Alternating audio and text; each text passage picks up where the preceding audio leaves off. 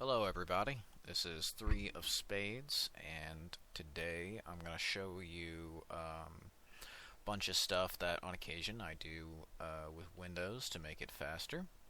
Now this is my personal setup. First thing I'm going to do is I'm going to go in here, I'm going to look for my web browser. I'll get to that in a minute. And then what I'm going to look for is Windows 10 ameliorated Internet archive.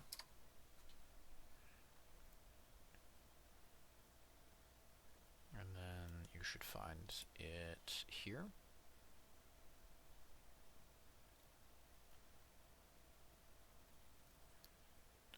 It can be this one. I believe there was another as well. There's this one. Yeah, this one. You're more than welcome to mess around with it. But this is the version of the operating system I personally use every day. I'm using it right now as well. There's also the 21H1 build. You can do one of three things. You can use this. You can uninstall your current operating system and then replace it with this. You can dual boot it, or you can just tinker with your existing operating system. And if you are going to do that, the one I recommend is Atlas OS. If you use Atlas OS, you should have a much nicer time. You go to get started, and you can follow the guide. You go to the downloads, whatever. And this is more step by step. It's not the one I'm going to be showing today. If you want a more in-depth guide, if you just want your existing Windows operating system to not be cluttered up with a bunch of useless apps that take up performance and resources in the background, then this is what I'd recommend. However, let's say you're like me, you went with Windows 10 ameliorated because you just wanted it all gone, not disabled, which is what Atlas OS will do. Because, let's be real here, the Microsoft Store is a backdoor. What you're going to do is once you've got Windows 10 ameliorated like me, I've got a cool little wallpaper here, but there's a bunch of stuff I didn't show in my last one because I just talked about almost any computer and was a little more vague. So in this one, what I do here is performance. Now most people will say you just click best performance and it'll all be better, but in truth, really the only one that makes it any better is show thumbnails instead of icons. You tick that off. That's what's going to speed it up. Because after doing a bunch of extensive testing on multiple devices, I found out that Windows is just not particularly efficient at loading images very quickly, which is something that it used to be pretty good at around Windows 8, and also Mac OS and Apple products tend to be very good at, but Microsoft can't seem to get that down. So if you just use a generic icon, that will very much increase the speed of the file explorer, thereby increasing the performance of the computer.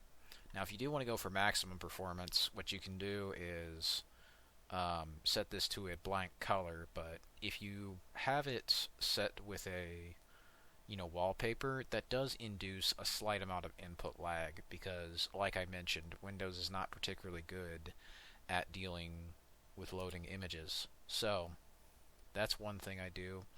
Advanced system properties, system protection, I turn all this shit off. Remote assistance, turn that off too, unless you want to get a rat exploit and somebody to remotely take control of your computer. Also went into the settings, and you can feel free to copy all of these. I checked and did the the research on all of these ones that say disabled, you can safely disable them and get a lot less processes, which means a lot less stuff running in the background and more resources allocated to whatever programs or software you may be using. So if you don't use the Windows Store, you got all that crap off, it's never going to run anyway. In the case of Windows 10 ameliorated, disable it for good. And if you're on 19.03, they also didn't make as many destructive changes to the user interface, which were designed to slow it down. The next thing you can do is you can go into Settings app, turn on high contrast mode. And high contrast mode is pretty cool. You can theme it, you can change the colors around. Not too many people talk about it. It just gives you a black background, but it makes every single program have the background of whatever color you choose. So in my case, I messed around with it, did like Tron or something, because I figured that looks cool. Another thing I do like about it is that it properly adds edges to the icons, and this was something I had used in the Windows 10 redesign videos, but didn't really go into more extensively. So you can go to youtube.com or something. Well, let me try the Mercury browser by comparison. Alright, come on here. Yeah, so go to YouTube here. And you can see it's also blue. And it'll do this to any number of other websites, including Internet Archive, if I want to look at Fallout 76 shit that people have put on here, for instance, or whatever else it be. Then it's all going to be the same color. Even the task manager, same color. So I could make my whole computer actually have a consistent theme. And that's pretty cool. Another thing that's going to get most of your processes up, and this is pretty low by comparison, but another thing that's going to get your processes up is having stuff running in the background. If you're able to minimize or otherwise reduce that as much as possible, you'll be fine. And as you see, I'm like 85 processes, maybe like 7 to 10% CPU utilization. Yeah, it's not going anywhere. So this is pretty well optimized. But I do have a list of other tweaks you can mess around with. Also, that's another thing that's kind of screwy with high contrast mode. Some apps don't like it, and they will kind of screw it up. But as you can see, look at how fast all the previews load. Bam, bam, bam, rapid fire. Rapid fire. Yeah, normally on Windows with like 200, 300, 400 processes, slow as fuck. Takes like 5 seconds to load this shit. Loads rapid fire, which is why I love high contrast mode. It's this mode called Aero Lite that by default is hidden within the operating system. But if you use WinArrow Tweaker, you can just get a custom checklist of all of these things on the side. And if I disable my Tron theme here,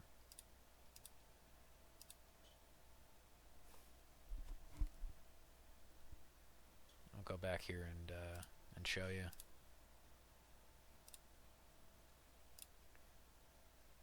Alright, get back on there, Pixel Gun. But anyway, there we are. So you got this list here on the left, full of tons of stuff. These are just the ones I use personally. I find they help. They make my whole operating system go like rapid fire, as you can see. It's fast. If you want to make your shit faster, try messing with some of these. Now, some of these you don't have to.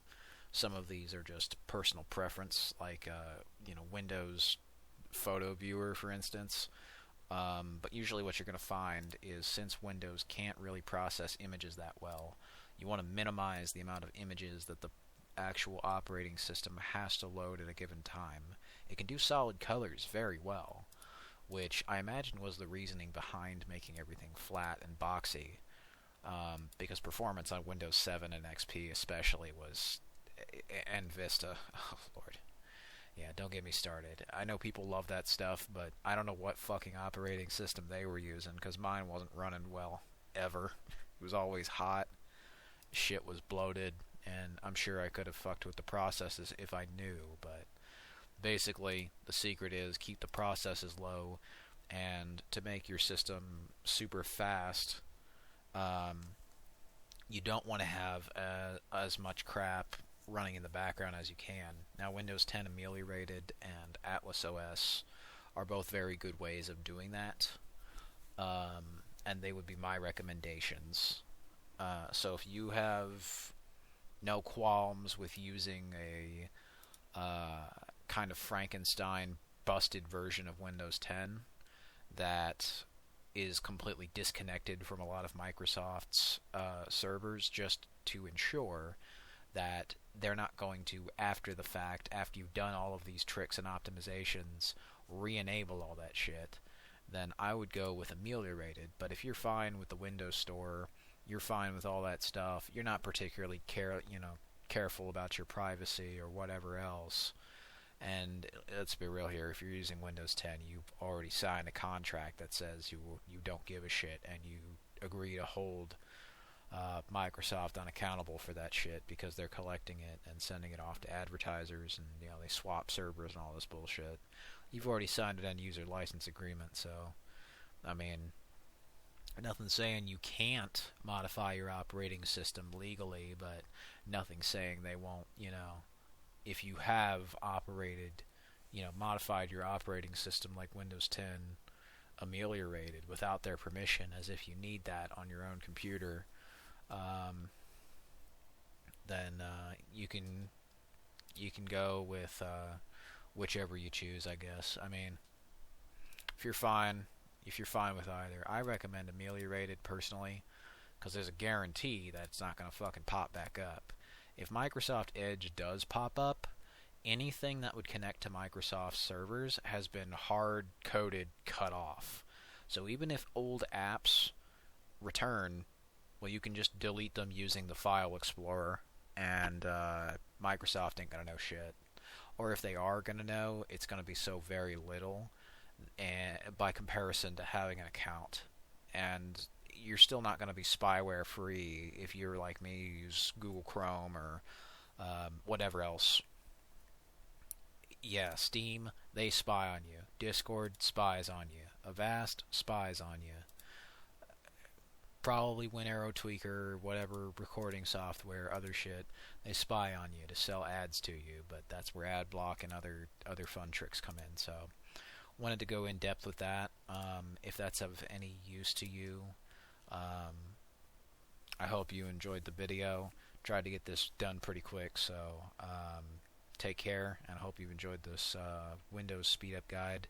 There'll be other videos in the description if you want to go more in depth with the settings, which I highly recommend. With Aero Tweaker, that's another thing. Hide pages from settings. You do hide selected. Make sure none of them are selected if you're on Ameliorated Edition. And there will be a Tech Yes City video of how to speed up Windows 10 1903 in the description of this one. Now, a lot of people might say, oh, why aren't you on the newest version? Because the newest version is clunky, slow, often breaks, and is unreliable. As well as that, the 1903 version is pretty much where a lot of the Windows 11 stuff started, and is like the bare minimum you would need, while also still supporting a lot of the customization tweaks and just overall being a lot more secure, as long as you're not going off to weird piracy sites or anime, or playing weird games on Steam, or messing around with weird programs from dodgy sources. Like most stuff, if you try to pirate it on Google, you'll find out that it's basically just malware, 100%. And they do that to try and fuck you over, which it sucks, but there's not much you can really do about it. Best thing you can do, prioritize the speed and efficiency of your computer, and you still have the ability to do that. No company's suggestions or scary words are going to be able to take that away from you. Don't get it mixed up. When shit runs in the background, it's still on or off. They try to make it so they have to schedule turning it on or off constantly, but in truth, that is still how computers work. They are very black and white in that regard. A thing is off or a thing is on. And that basically has not changed since the 90s. What has changed is companies turning that stuff on and off without your permission, and this kind of thing was normalized around Windows 8 and became more of a problem with Windows 10 until Windows 11 now, where it's straight up being used as more of malware that locks you out of your computer because, oh, they backpedaled on all these secure boot requirements. For now, yeah. I mean, it's the same shit that happened with the Xbox One. They boiled the frog, and now people accept Game Pass or whatever.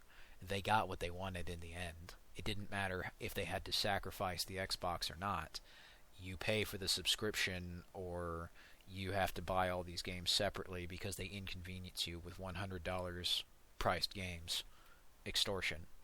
Or you can go off to the indie scene, but usually those don't have the same production value and whatever else, and there's a whole modicum of, fuckery in that regard. Usually pornography games, anime, all of this aesthetic nonsense that completely misses the point of why those games were good.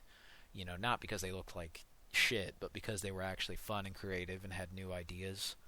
Often I find games that have bad graphics look pretty embarrassing, but there are a few exceptions like Pixel Gun or Ziggurat, which are pretty neat.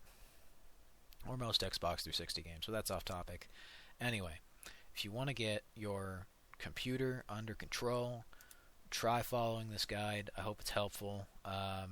Tangent aside there, thanks for watching.